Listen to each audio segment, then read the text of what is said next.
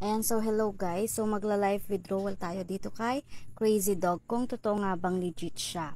Ayan, so kung makikita ninyo, meron na ako ditong balance na 205 pesos. Ayan, so i-withdraw natin siya. Ayan, so 209 pala.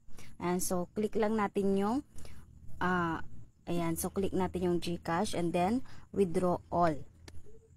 After nyan, lagay natin yung GCash account natin or yung GCash number. Ayan, so make sure na tama yung pagkakalagay natin ng GCash number natin. And then, after that, ilagay din natin yung GCash name natin.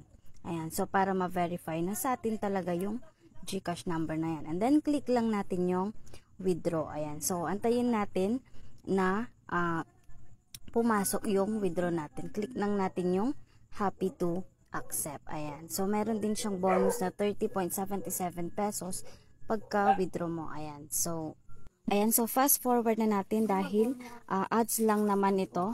Ayan. So, click na natin dito.